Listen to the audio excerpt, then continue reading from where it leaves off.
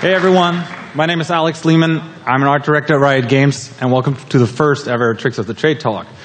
As I said, I work at Riot Games. I get to work on League of Legends, which is amazing. In my career as an animator, I worked anywhere from commercials to feature film and now in games. And I'm going to be your host today. Left and right of me, you see an amazing panel of animators, and they're going to share tricks that really made a difference in their career. And the goal is that these tricks are applicable to your work tomorrow. You can go home and immediately try them out. So what is the Tricks of the Trade talk all about? I always wanted to have a talk that's full of these nuggets, where you just come to the talk and you get like all these wonderful nuggets that you can try out the next day. Because we as an industry are a pretty young industry. Games in general is a couple of decades old, right? And animation in games is even younger. And we're all still learning. We're sharing all this information. And we thought, hey, you know what? By us sharing our tricks, hopefully you will share your tricks with us. And, then we get some really cool tricks that we can take home too. So if you have a good trick afterwards, please approach us and let us know about it. And then as an industry as a whole, we hopefully turn into this awesome animation beast that we can be. Okay, cool. How does it work? Well, simple. 6 panelists, right? Each of us is going to present 3 tricks. And that means for the sake of time, we've really got to book it. Okay, so for you, here are a couple of tricks to get the most out of it. Don't worry about taking notes. Just enjoy the ride. If you want to look back, just go to the GDC vault, and then you can frame by frame it. And with that being said, I'm going to start us off with our first 3 tricks in my career. So when I started out and switched from feature film to game animation, I wish I had known this one. This is how I did one of my first animations. So there's a character Z in the game League of Legends, and I started out in a pose A, and I hit my hit frame pose B, and I go back into A. And sure enough, this is boring, bland, repetitive. And but I see it time and again in a lot of games that people do this. It's actually pretty easy to fix. All you have to do is you have to find your C. Now, C is actually this one pose where you tell the story of the character. C is what makes this character completely unique. How heavy was the punch? How high was the jump? This is actually pretty easy to find out, and here we see it in action. So, both of these loops are 45 frames long, so they have the same length. And on the left side, you see a very repetitive blend between A, B, and A. On the right side, you see the ABC-A. And this is unique. This is Z. Only Z is attacking this way in our game. And it makes it really easy for us to find character in the animation. So the next time you work on a loop, find your C. Responsive animations. Working on a game like League of Legends means that the moment a player hits a button, you immediately want a reaction on the screen. So how do you do that? I want to share 2 small tricks for that. The first one is that I learned you don't need a long blend. Like my first blends were like 7, 10, 12 frames. Didn't work out. It's not fun. Actually, I will show a 2-frame blend in a second. And so if you are starting out in game animation, feel free to cut into your animations. You'll be surprised what you can get away with. The second one is something that at first made no sense when I learned it. And that is that we put the anticipation at the end of the cycle. So this is how it works. The player hits the button. Immediately we fire off the arrow. And then the anticipation to put up a new arrow. Now, this is what happens in the player's mind. The player sees, oh, you put up a new arrow. Well, guess next time you can fire it off immediately. It is actually a mind trick that works really well. Let's look at that in animation, in motion. So here's my 2-frame blend, and the anticipation is at the end. See it again. There's the 2-frame blend, and then the anticipation is at the end. So the next time you have to work on a very repetitive animation, not repetitive, a very responsive animation, I highly recommend that you try it out to put the anticipation at the end and you see what you can get away with. Okay, trick number 3. I was working on Howling Abyss, which is a map in our game, and I had to animate these these chains, so I started simulating them because they were falling down into the abyss. Pretty complicated stuff. And that leads to very dense motion data. This works, by the way, also for motion capture. The problem is that this doesn't loop, right? You can't, the first frame and the last frame are not the same. So what do you do about it? Well, there's something that's called animation layers in pretty much every piece of software, but most of us use Maya, where you take all the controls and you set a key on frame number 1 and you middle mouse drag it to the last frame, and you set another key. If you do that, then over time, Maya will blend into its own pose again. Let's look at that in motion. Here we go. So on the left side, you see the simulated loop that came out of simulation, and there's clearly a hitch. On the right side, you see it blends into itself. This took me about 30 seconds. So next time you have to deal with motion capture data or dense animation data and you want to loop it, use animation layers. Okay, with that being said, those were my first 3 tricks, and I'm handing it over to Simon Unger.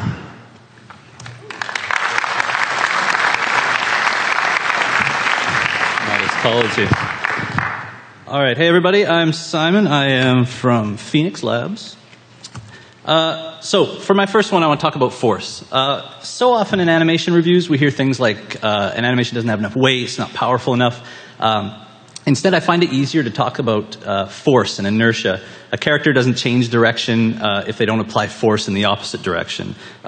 For example, a character here, a foot contacting the ground, pushes up through the legs, alters the rotation of the hips, the spine, the arms, legs. It all kind of works down from there. If you watch this clip, plays, awesome. Watch how the center of mass is being redirected when the legs come out in front of it, apply force in the opposite direction, and influence its inertia. If you think about how your current gameplay character works, it likely doesn't happen this way. This same thing can be applied to lifting a heavy object or a light object. The amount of force being applied in a specific direction implies weight. We know from this image the boxes are light because nothing in his pose is really communicating force or anything being applied to oppose gravity. Broken lines of action like this sort of communicate relaxed muscles and very little effort. On the other hand, showing extreme weight requires communicating a lot of force being exerted. All of these lines of actions support those opposing forces. Keeping this in mind when animating or even just providing feedback, and throw that into your language and into your toolkit. My second one, use metrics for focused iteration. No matter how big your animation team is, it's always a challenge to figure out how to use your development time effectively. When you're planning to focus your animation work and where your team's going to work, letting data do a lot of that legwork for you. Getting metrics on which animations get played a lot or a little in entirety or not at all. It's quickly going to generate a priority list for you on your team. A lot of times the 80-20 principle applies here. 20% of your animations get seen 80% of the time. Make that 20% awesome, and it'll significantly improve the perceived fidelity of your stuff. The other 80% shouldn't be crap, but if you only have a limited time for polish, that 20% is where you really want to go. This is also handy when you're retargeting or reusing animation sets for different characters, such as reusing a male set for a female set. Typically, you can get away with replacing only about 20% of that, and you will have a female set or an injured set or whatever. If you don't have access to metrics or the programming help to mine those, there are analog ways to do this. Try filming people playing your game, making note of which animations get played the most and which ones you rarely see, how people are interacting with your game, and pick out the most commonly played moves. Another method is to think of your game in concentric rings. In the center of that is the target or the core of your game. Does the player need to capture the flag and return it to the base? Then running and capturing the flag is your 20%. The opposite side of that, defensive moves attached to that, are probably live in that. But player celebrations when they capture the flag probably live outside of that and don't need as much polish. This also applies to other areas of the game. UI, oops, stop. Oh no. What happened? Sorry. It's not going back. There we go. This also applies to other areas like audio, UI, effects, everything. All the stuff attached to that core, the win condition, the target of your game, that 20% needs to be polished to a T. Everything else you can spend a little bit less time on. Number 3, head movement is more important than hip movement. Most character rigs use the hips as a top node controller, while for subtle moves this is okay. Broader stuff, this creates a very strange fulcrum point for your character. This becomes worse in games. We use a ground node for a lot of times, blending. for characters, and that fulcrum point becomes even more exaggerated. You can see this in action here when my video stops. I think. Is it loading? How about Christian's talk? There it goes. Oh no, it skipped it. There you go. My video is too big. Can I click it? No. There we go. So here you can see it in action. Character change in direction. You can see where that fulcrum point's being applied on the ground. We're getting that erratic sort of head movement. Most living things have evolved a very complex chain of stabilizing mechanisms to stabilize eyesight for fight or flight situations. We are sort of, in a sideways way, used to seeing things move that way. When anything breaks that, we dip really sharply into the uncanny valley. So if you think of any time you've seen maybe a crowd character change direction sharply, or a CG character in a film suddenly realize that it was very CG, chances are some erratic head movement was a part of that. A great example of a step in the right direction, this little clip that was on Twitch from Paragon, you can see how they're sort of getting the legs out and trying to change that inertia, keeping the head kind of very steady. Again, sort of combining that use of force and steady head movement. And next, oh, no, I have one more slide. So place a higher priority on that. Track your arcs, track your head, and how you blend between animations, because ultimately our goal as animators is to make the character look like it moved, not like it was moved, right? And next, we have Amy.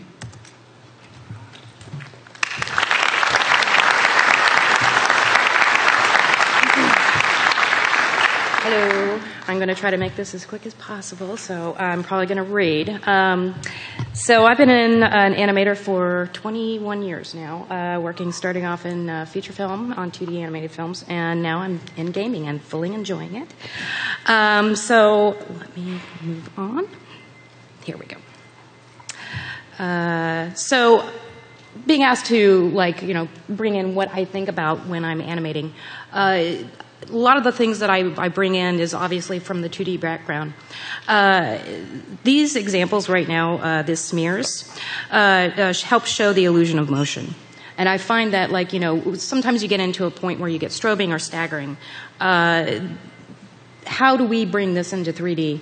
So smears and multiples bridge the space between the gaps of slower frame rates.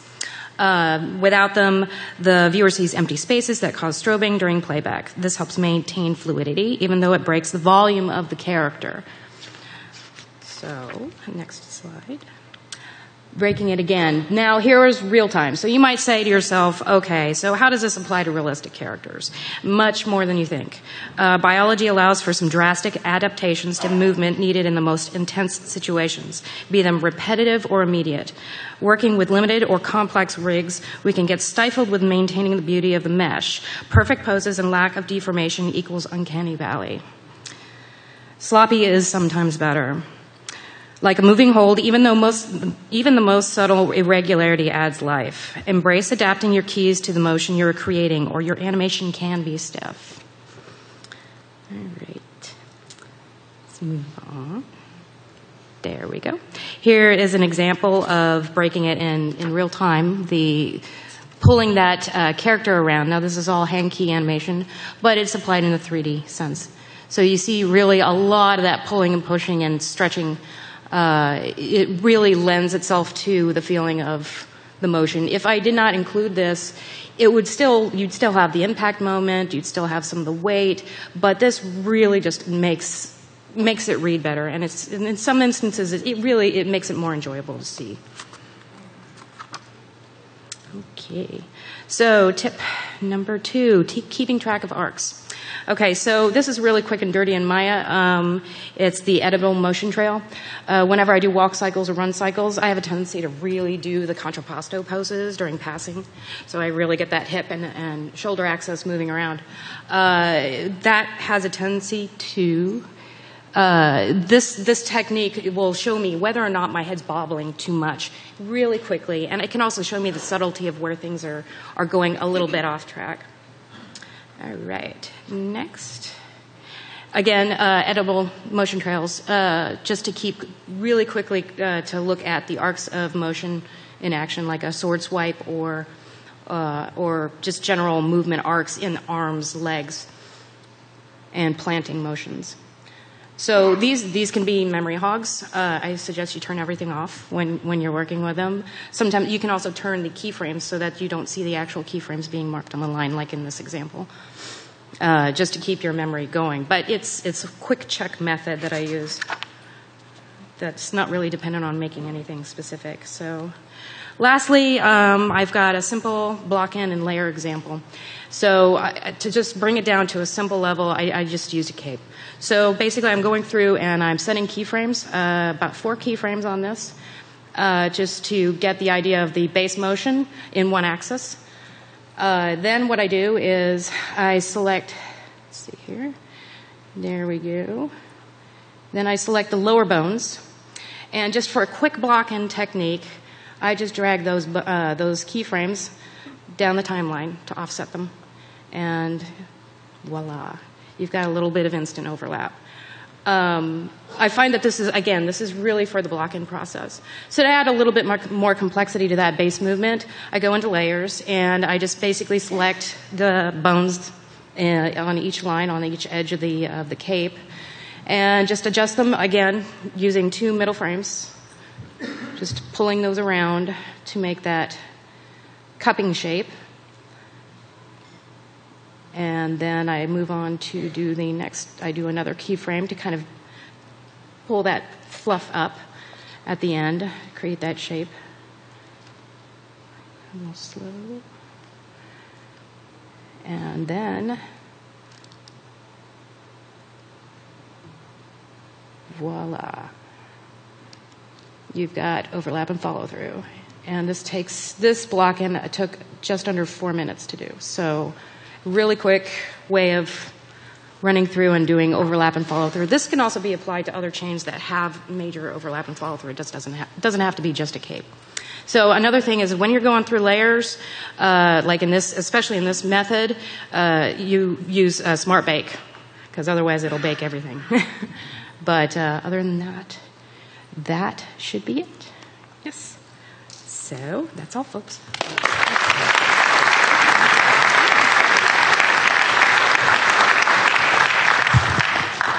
All right. Hello, everybody. I am an animator at ILM. My name is JD. Been there for 12 years, and these are my tips that you will hopefully like. So first off, as we deal a lot with CG shots and live action shots, handheld camera stuff is very important. So in order to be consistent with live action shots and CG shots, you want to add hiccups and handheld and just imperfections in your cameras. And for that, I have a very simple thing.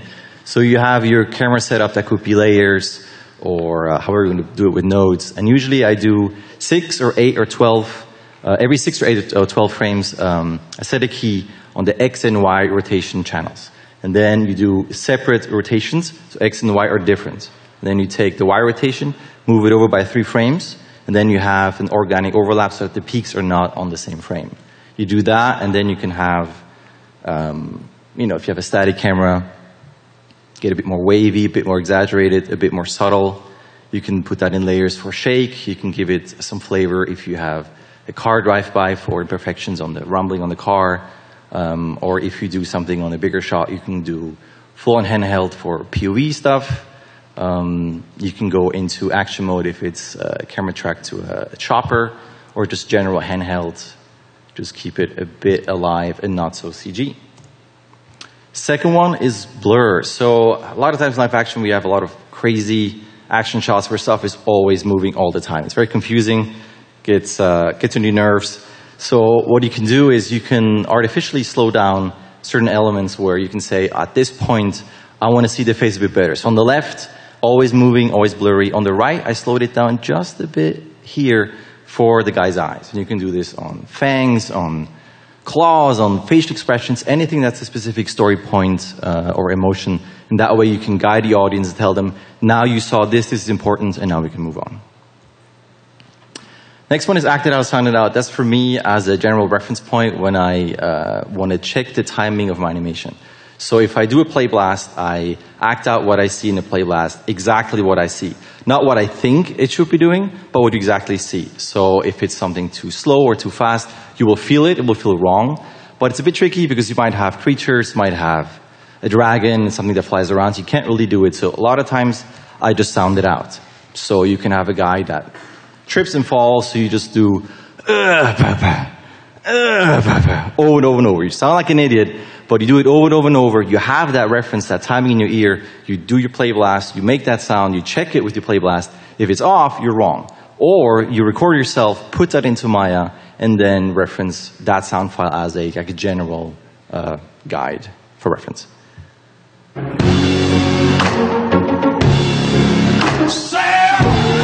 Or you can use music, so whatever you want will be okay. So next up, that's Billy. Thank you very much.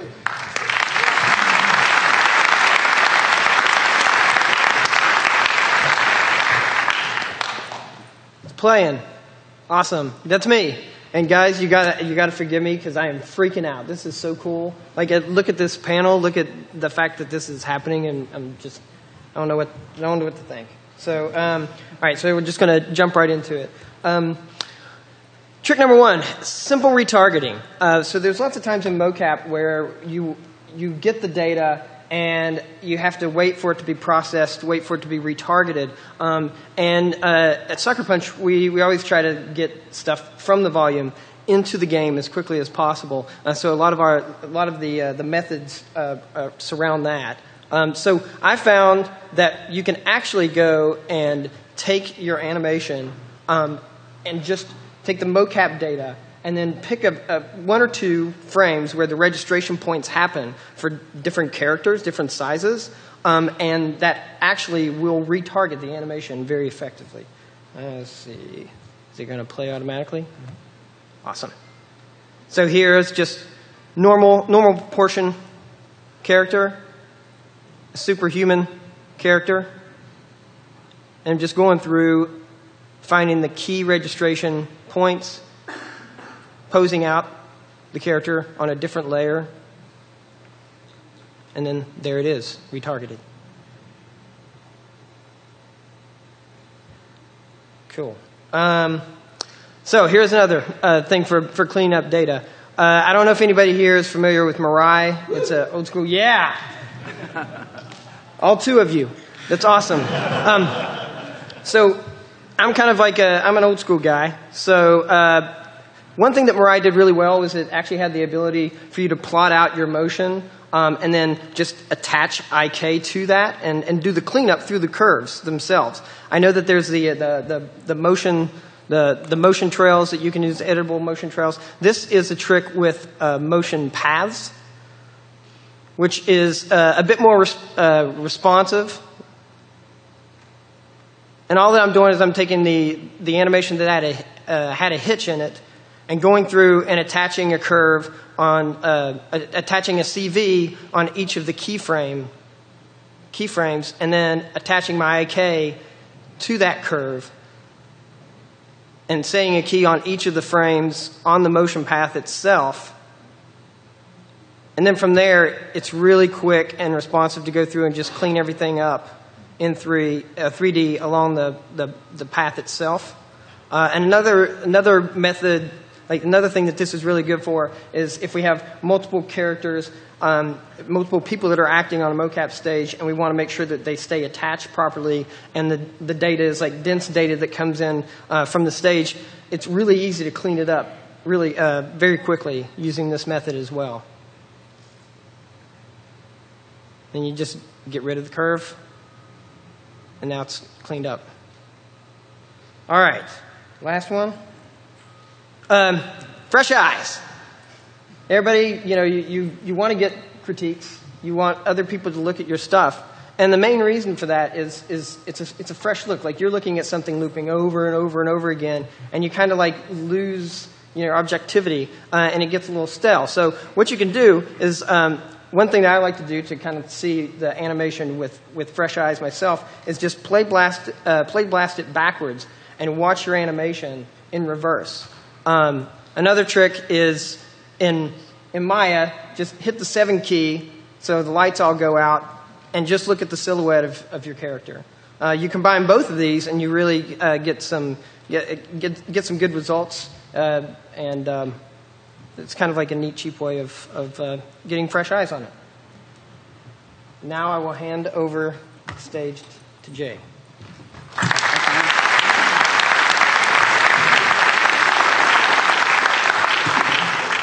Hey guys, I'm Jay Hosfelt, lead animator at Epic Games, currently working on Paragon, and we are a hiring animator, so find me for a business card. Sorry. All right, so I've been working in games for about 20 years, so a couple of my tips kind of deal with how animation integrates into games. So first tip is, so Brad Clark from Rigging Dojo showed me this. It's an amazing technique to pull out animation from dense data, whether it's mocap or it's just baked down animation for whatever reason. And so in the past, I would take one of these animations and just start deleting keys, the keys I felt I didn't need. And then you kind of end up with this manageable keyframey animation system. So what you do here is you set a new layer with all your controls, set it to override, set that weight down to 0 so you see what your first layer is doing.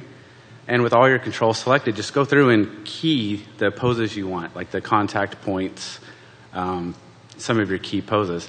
Then if you go back, set that layer back to 1, and you can see the new keys you set on that top override layer. You can now see the new animation you created based off that dense data or that mocap data. And so you can sit there and go back and forth and rinse and repeat and kind of fine-tune this animation. And the whole time you have that untouched mocap or dense data on your base layer to always reference.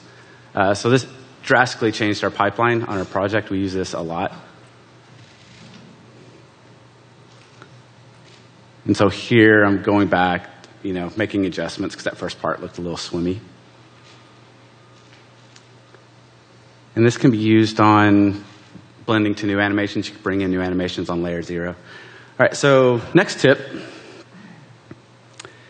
is, so on Paragon, in many games in the past, we've had a restriction of, melee moves or reloads need to be like upper body only, like start at spine 1. But what this does is it really separates spine 1 from the hips, and it looks pretty ugly. But it works for, gameplay design. It makes it responsive. But I didn't want to settle for this on Paragon. So I was looking at what we had in the anim set. And we had the strafes, like a lot of games have the run right, run left, run forward, run back. So I took those same assets, didn't have to create new ones, and we just put a offset. Hold on, let me hit play here. So if you see the video on the right, I'm using those same 4 animations, but I'm using the root rotation to offset it. So that way all 4 strafes actually still keep him running in the same direction. It's very hard to see. It's very swimmy. Okay. Can you guys tell what's going on? So same 4 strafe animations, but now you can see his hips have the ability to swivel right and left, even though he's running the same direction. And so combine that with the upper body animations for swings, and you can see here now the hips play a little nicer with the upper body. So, and of course you can go on and add additive and whatever to make this even better. But it's just a cool, kind of cheap technique to make that feel a little better. And trick number 3. So this is something I've seen new animators when they come in and start working on games. They're told by programmers like, hey, your animations, they're running forward, you need to have them run in place. And I've seen exporters or animators just straight up delete that forward motion curve. And so they end up with something like this. And it looks correct. It's running in place. Run looks good. It loops, whatever. But that's actually incorrect. What you want to do is, here's this forward motion curve. It looks like a linear straight path, but it's really not. So what you do is you subtract what the game's going to add to it, which is, linear distance over time. You can put that on a layer or put it on an offset node. And what you'll see is once you subtract that, you actually still have some nice forward and back motion on your hips. And it adds that texture to the run forward motion. And it helps your characters not feel so linear when they're running forward, and you get that nice natural motion. It works even better on characters that limp or might have like a kind of a stutter in their step. And that's going to pass it back to Alex.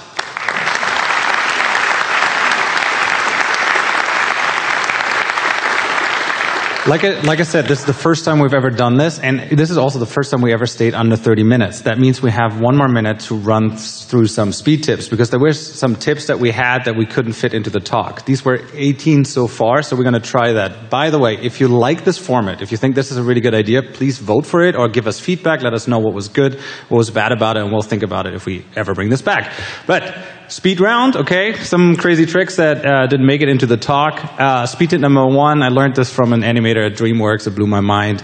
Body language 8 out of 10 times precedes VO, okay? Study some video reference. You will see that people shake their head before they say no, or they nod and before they say yes, whereas animators most of the time animate that at the same time. Speed tip number 2. Who's next? Simon, quick. So we see a lot about motion trails, tracking arcs and stuff. Sometimes those are really heavy, cumbersome in a scene. I like to sometimes just throw just a straight piece of geometry in the scene to use as reference, especially if you're trying to get track compound arcs, like an arm swinging a hammer. You can track the elbow, the arm, and everything along like a circle attached to the character, and using that to unify arcs.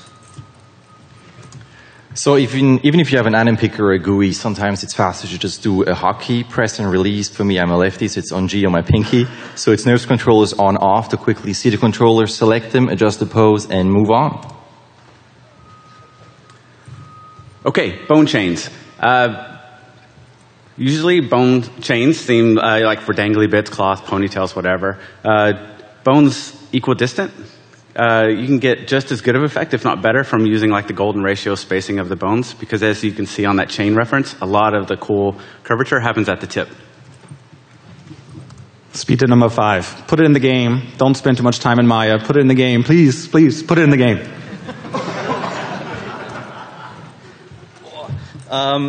Learn to code. I'm not saying become a programmer, but just learning a few quick scripts. Some things like Python's probably been the most valuable thing I've learned in the last year. Start with something simple, and like I tried to solve moving animation from a selected object onto a locator and back again, and then just move on to more complex things. Yes. Tracking arcs, you got 2 dry erase markers, 1 color, and you track every frame, the control of the nose, the hand, or whatever, and you can see what's wrong, where is it pop. Take the second controller, retrace it where it's supposed to be, reanimate it, and if it's not your screen, even better. Okay, sometimes you want to bring in an animation from another file to preview or look at reference in your file, and rather than import a heavy rig, just export out a Limbic GPU cache of the animation scene, bring it into your file, and you can spin around it. Speed tip number 9. Rotoscoping is not a bad word. It's actually a really great tool to learn complex body motion. This is a 13-second animation that took me 8 hours, and I learned a shit ton doing it. So next time, just try something out. If you're a student, try rotoscope something. Don't put it on your reel, but learn a lot from it. So the 6 to 8 frames at the very beginning of the shot is when an audience will understand your shot. It will understand the characters and geography and everything. So don't put anything fast. For the first 6 to 8 frames, it's confusing. Same thing at the end. During the last 6 or 8 frames, add anything fast, it's confusing because we're expecting a resolution to that beginning, and there is none. Awesome. This is a crazy one. For any lead out there, it's not about whether you like something. It's about whether it actually makes sense, if it fits, if it's quality. So we always say we don't need to like anything. I don't like the color purple. This is a perfect room for Lulu, our character in our game, because she likes purple. So I, as an art director, don't need to like it. If it actually fits the game, then it is correct. So contrast. So when you do, it's a simple thing, just to make it more organic and less CG. If I grab this mic, let's pretend that's 15 frames from my hand from here to here. Don't do 15, 15. Do 15, 12, 15, 10. Just always make it different. Also, don't go from pose A to pose B, back to pose A. You go A to B to C. So it's always different timing, different positions. Makes it more real, more organic, and that's it. Okay.